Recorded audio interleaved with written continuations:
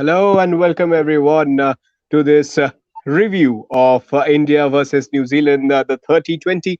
You just saw how it happened for India, just smoking New Zealand and outplaying them in all three departments. And for New Zealand, a very poor effort, both in the bat and the ball and the field, not even coming close to India, and India just riding high and beating New Zealand comprehensively at Kolkata. And I've also got my old friend, Michael Wagner, from all the way from New Zealand. Welcome, Michael.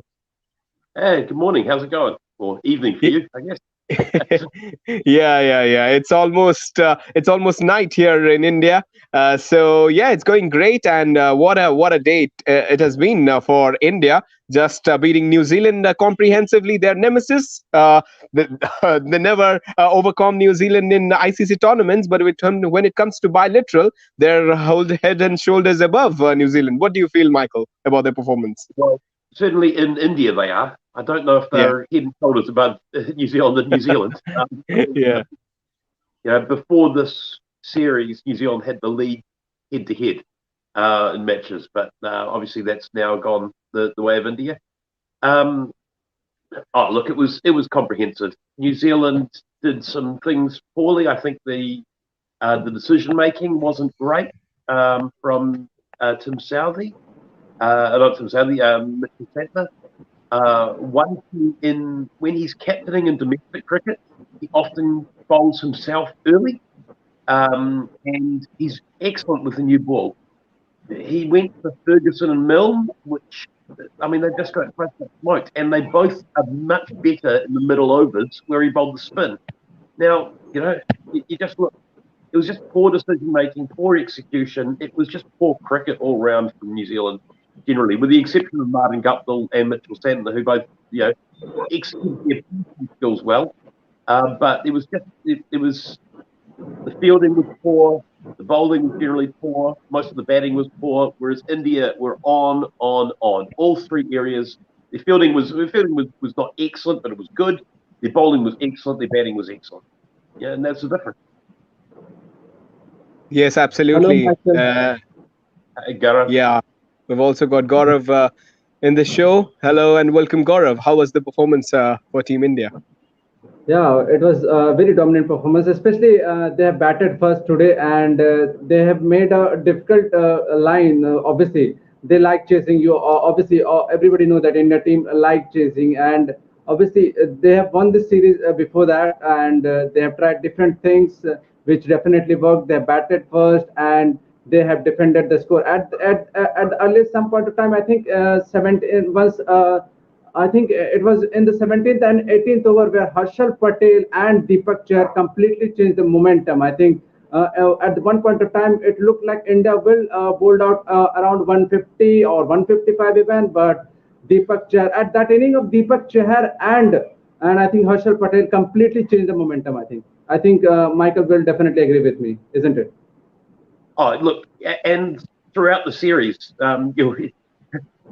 probably tomorrow morning India time, you'll get to read my write-up of the series on First Post. But I'm basically going to say that the death overs is where India won it. New Yes. Zealand Yes. poorly at the death in the first match. New Zealand batted poorly at the death in the second match. India batted well at the death in the second match. And New Zealand bowled poorly at the death in the third match. India batted well at the death in the third match. That was the difference. The death bowling and the death batting, India was streets ahead of New Zealand. The rest of the matches were both teams had their moments, but at the death it was all India. Yes, absolutely. And what a performance from Rohit Sharma. Brilliant with the bat. Again, he loved Eden Gardens here. The way he has performed in the past, 264 in an ODI match against Sri Lanka, and he just loves to bat when it comes to the Gardens. And what a start for Rahul Dravid.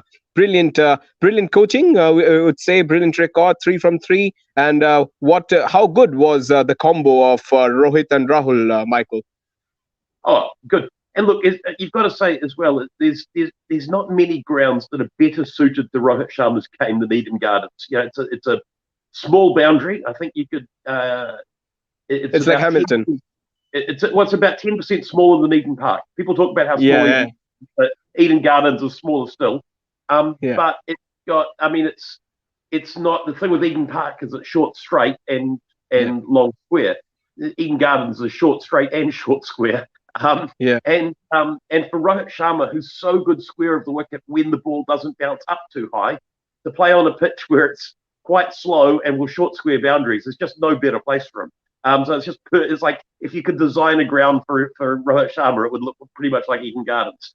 But yeah, I thought the combination of Dravid and Rohit was yeah, it looks promising. I think a couple of things that I like the fact that they challenged themselves by batting first. The fact they gave everyone a go. Yeah, and that's something that Dravid's quite big on in friendly matches. Everyone gets to play, so that everyone gets to have some experience. They're not going to have guys that are just passengers. And they gave new players, big moments, a chance to shine as rather than bowling your new bowler over 7 and over 13 and the ones that don't tend to go for many runs. He gave Harshal Patel some of the harder overs to bowl and he delivered because he trusted him and he came through. Ravi Chandra Ashwin, and as he came back, gave him the big overs, gave him the chance to really show what he could do, and he did it. He stepped up, and I think that's something that Rahul Dravid, through the under-19s and through some of the domestic stuff he's done, he's given people the chance to shine, and when he's given them that chance, they've taken it. And I think that's a sign of a good man manager. Yes, yes, Okay, I have absolutely. one question for Michael. Michael, where did New Zealand lost today? Was it in the last 2 3 overs where once India batting, once New Zealand was batting? Okay, but or is it that New Zealand batting that was too disappointed? Oh, I think it was a 165 pitch, and India got 185. Yeah, and I mean that's if New Zealand if Mitchell Santner had brought himself on to bowl the third over or the fourth over when it looked like the quick bowlers were getting pumped, he could have taken the momentum out of India's onslaught earlier. And his particularly Mitchell Santner with the new ball, the way he bowls his left arm swing and the left arm spin, he mixes them up. Um, he's very, very hard to face with the new ball. I don't know why he's not. And I know that he's also really valuable in the middle over, so they want to keep him there. But actually, you've got Mark Chapman on the side, a left arm spinner who's actually quite capable. Why don't you give Mark Chapman the easy overs in the middle and put Santner the difficult overs at the start and the end? You've got a guy that's potentially the best left arm spinner in the world in limited overs. I mean, he's got probably the best record against India of any bowler in the world in terms of economy rate, both in Test Sorry and to interrupt you, Michael. T20. Sorry to interrupt you, Michael. I was just saying some of the records. Who has taken most number of wicket in T20 against India? Mitchell Santner was the number one. Ish Sodhi was the second. I think in the third, I think Team Saudi and the Trent was, so all were the New Zealanders. Go ahead, Michael. Yeah. And the big thing though is if you look at the economy rate, Mitchell Santner goes for about 7.2 against India, like almost. I mean, Adam Zampa goes for less than that, but no other spinner goes for anywhere near that sort of number. And then you switch over to ODIs, and he's also goes for 4.7 against India, I think, something like that. So you've got a guy here who knows how to bowl against India, and India struggle to play him. Put him in the difficult overs. Don't give him the easy overs. Give you guys like Chapman the easy overs, and put the pressure on Santner to deliver at the time where the team really needs it. That's what should have been happening in that game. Santner as captain didn't step up and put himself under the pressure, and as a result, India got away. And I think that the 70 runs off the first 6 overs, that was really it was too hard. New Zealand were chasing the game from that point, and they almost got back into it. The Sodhi Santner run there was great, but it would have been better, I think, if that had happened a little bit earlier. Yeah, Michael, and that's why we have named the segment as New Zealand 3 the White Towel way too early. I mean, in the very first initial overs, we saw how Adam Milne bowled. You really have to take a call on Adam Milne because he has been way too expensive. We saw his performance in the World Cup when the pressure movements he has just lost his nerve, and he's not been able to perform the way he played for his 100 side. And for him, I think I mean, it's a big call. I mean, for him, it will be difficult going forward. And the another thing, Michael, I saw New Zealand just giving it up in the later stages of the game. We saw how Glenn Phillips played that shot, Darryl Mitchell, and that innings from Jimmy Neesham. So do you think? I mean, they have played. They've been on the road for like over a month. Do you think they've been eager to come to New Zealand, or just come to home? Maybe their minds are in the MIQ and just leaving. They just want to leave the country. Maybe. I don't think anyone wants to go into MIQ though. Yeah, 3 days in a room by yourself with no, you're put to you. It's actually worse than being in prison in some ways, except you don't have cellmates. But it's being joined by my son here. But the big I think it's hard to focus on a bilateral series after a World Cup, and I think there's probably a risk there that they weren't 100% focused. But I don't think there's any excuse for that. Playing India in India is a huge thing. And certainly some of the bowlers taking time off to prepare for the test matches, probably, and Williamson and Jameson dropping out to prepare for the test. You can see that was possibly going to be a little bit distracting. I mean, I can see that the tests were the number one priority, but that shouldn't be the case for Ferguson and Milne, who weren't playing in the tests. I think perhaps just ran out of ideas a little bit, that what had been working didn't work, and they didn't have a plan B. Yes, Okay, yes, I absolutely. have one question. Did New Zealand miss Kane Williamson and the other player? I'm just forgetting who smashed his bat Devon from Conway. Devon Conway. Jason Yeah. Conway. They missed both of them in a big time. Yeah, absolutely. Look, in one of in the way T20 is going, the art of T20 batting in the middle overs is to try and score 7 and over without taking any risks. If you can score at 7 and over without taking any risks from over 7 through to over 15, that window there, if you can do that without losing any wickets, you're going to win almost every match. And that's what, Conway and Williamson both go at about 7.5 and over and don't get out very often. So if you can have those two in the middle, set up your death hitters, set up the likes of Neesham and Phillips to come in with a good platform instead of having to come in and be double-minded about how they're supposed to play. Get them to come in with a clear mind because you've had that good start. I mean, Guptill was incredible in this series. He did his job really well, but there just wasn't anyone else to really back him up. And I mean, if you look at the stats, I mean, Guptill and Rohit Sharma both scored over 150 runs at a strike rate of over 150. I mean, that's outstanding for a three-match series. And they are now. I think I'm not sure if Rohit got past Kohli, but two of the 3 highest run scorers of all time in this format. And they were both outstanding. But New Zealand didn't have anyone to back up Guptill, really. The rest of New Zealand's batting was just not quite up to it. Yes, absolutely. And I would also love to answer this. Yes, obviously, they did miss Kane and Devon Conway, not only because of their explosiveness and because of their experience. I mean, Devon Conway, 30 years of age, Kane Williamson, 32. They both have scored massive runs in domestic and international cricket for Kane Williamson. And yes, and if we talk about Michael, we talk about the middle order. It's a lot of hit and miss players. If you look, Tim Seifert, Glenn Phillips, and Jimmy Neesham, there's not much consistency. They are more impactful players rather than the players who can grind it out in the middle and just take their team forward and not give up. Only because I would give massive credits to Devon Conway, the innings he played against England. That was only because he had the experience and the calmness in the middle. I just see the Team Seifert and Glenn Phillips not having that. Maybe they would develop as a player as they go along. But do you think that the temperament got tested a bit?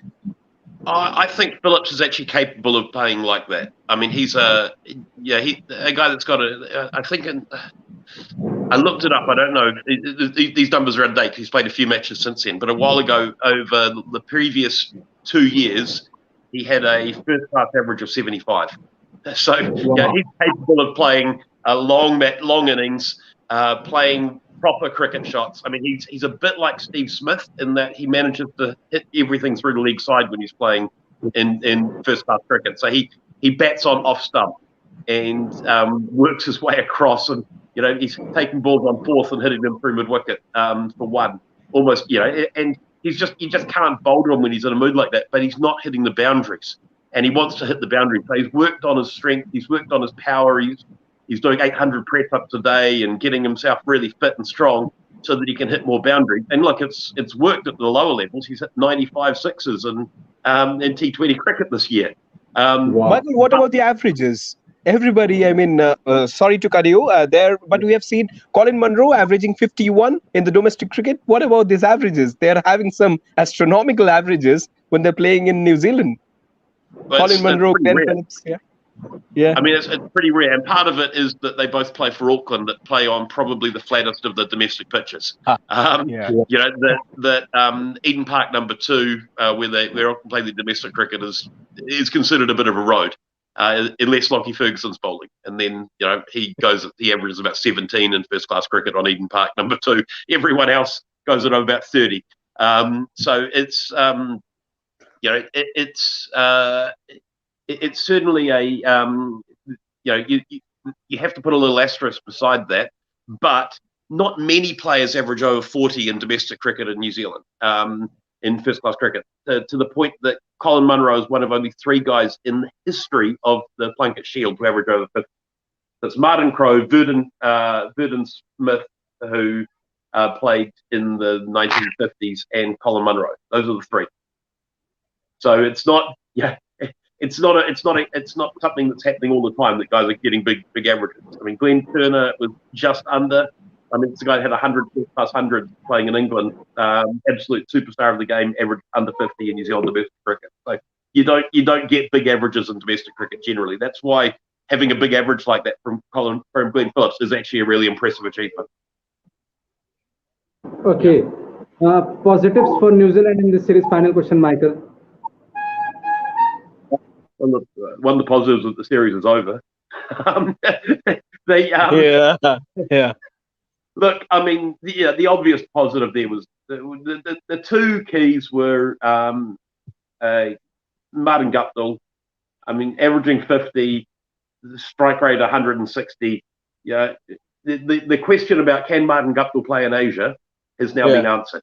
In fact, if you look at the last 7 years, no New Zealand player has had a better average and strike rate than Martin Guptill in Asia.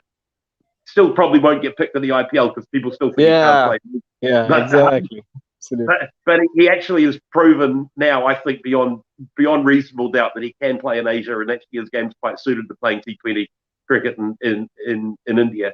And probably it would be a good idea for the franchises to pick him up.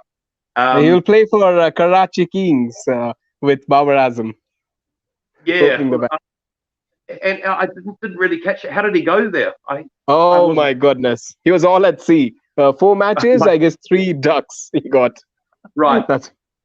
Yeah. I mean, that happens in T20. One of the risks we have is that we write players off after a couple of failures, and actually failures happen all the time in T20. I always think about Marvin Atapatu scoring 1 run in his first 6 innings, and then going on to be an all-time great batsman. In some ways, if you remove those first 6 innings, his average improves dramatically. So failures early in the innings do happen quite often to players. So you've got to be, Jimmy Neesham's 3 from 12 was a lot more concerning than someone getting out 0 off 3. Exactly. That's someone who's had a decent chance and still hasn't been able to do it. Whereas, someone getting out early, people get out early all the time. So I'd be less concerned about that. But I think Martin Guptill has shown enough. The other one was Mitchell Santner. I mean, he's just a wonderful bowler. I'd like him to get the difficult overs more often, but he's an absolutely wonderful white ball bowler. And it's, I heard someone describe him as a poor man's Vittori. I Vittori, think that's Graham Swan. yeah, I Graham think that's Swan. actually a bit harsh. I mean, I think he's actually, the way he's bowling now, I don't know if Dan Vittori would have been bowling better than that. I mean, I think he probably doesn't take as many wickets as Vittori, as early Vittori, but late Vittori after a shoulder reconstruction, Santner is as economical and probably slightly better at deceiving the batsman than Vittori was, and that's high praise. Yeah. I think we are done for today. Thank you, Michael. It was a pleasure talking to you. Hope we will definitely meet during the test series, and New Zealand definitely shows some tough fight to India in India because it's World Test Championship. Yes. So thank you so much for watching the show. It was a pleasure talking to you. Thank you, Michael. Till then, guys, do like the video. Don't forget to subscribe and hit the bell icon. Till then, good night. Take care.